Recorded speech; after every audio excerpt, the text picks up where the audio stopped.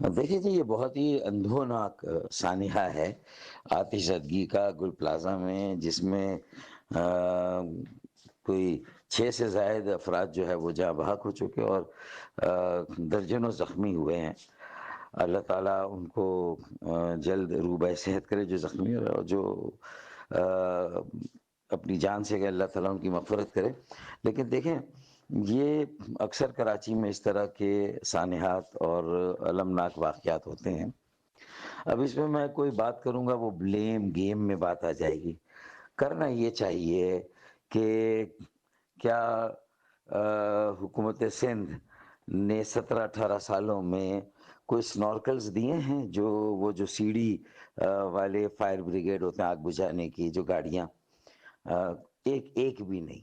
یعنی KMC کو، کراچی کو، اتنے بڑے شہر کو، جو گننے میں 2 کروڑ ہوگا لیکن 3.5 کروڑ 4 کروڑ سے اس کی آبادی کم نہیں ہے۔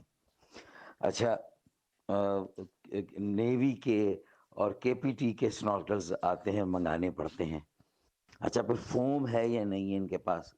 اتنی بڑی مقدار میں فومز کی ضرورت ہوتی ہے۔ کچھ آگ ایسی ہوتی ہے جو صرف پانی سے نہیں بلکہ اس کو فوم ایک آتا ہے، اس سے بجھانی پڑتی ہے۔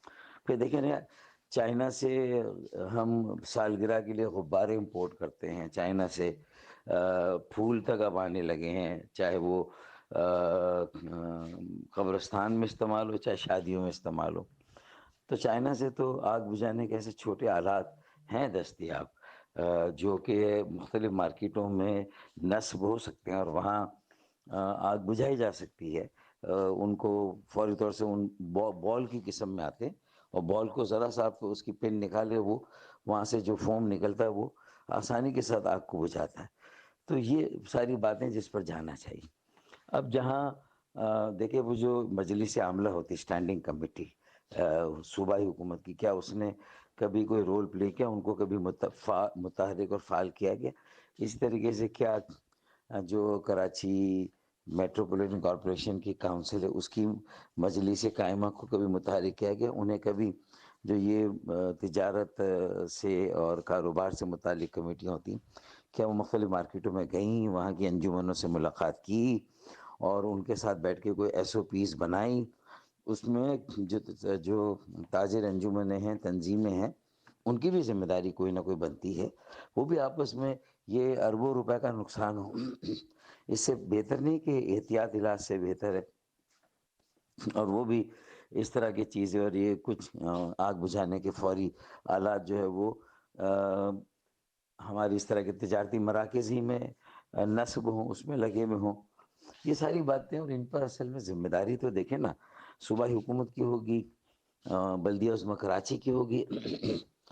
انہیں ہی تو یہ دیکھنا ہے کہ ان کے فائر بریگیڈ کام کرے نہیں کرے۔ فائر بریگیڈ گاڑیوں کی سیڑھیاں ٹوٹ جائیں تو مجھے بتائیں کہ پھر کیسے کام چلے گا؟ اب یہ ساری باتیں کرنے کا مقصد ہے وہ یہ کہیں گے دیکھیں انہیں موقع ملا یہ تنقید کر۔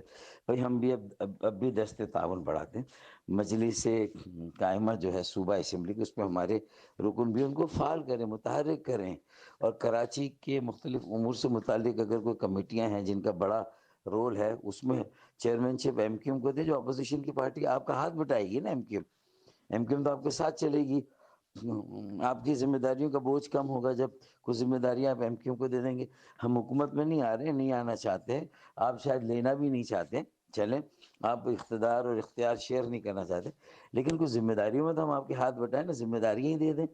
تو یہ بات ہے کہ یہ ہے جمہوریت، شراکتی جمہوریت، جس میں سب کو ساتھ لے کے چلے۔ کوئی ایک جماعت کراچی جیسے بڑے شہر، اہم شہر، قومی شہر، مالیاتی طور پر، اقتصادی طور پر اہم ترین شہر، اس کی ذمہ داری کوئی تھوڑی ایک جماعت اٹھا سکتی ہے۔ یہ تو کچھ جماعتوں کو مل کر اشتراک عمل کرنا ہوگا۔ یہ بات حکومت وقت کو جو KMC میں ہے اور صوبائی حکومت ہے ان کو سمجھنا ہوگا، اس طرح نہیں کام چل سکتا۔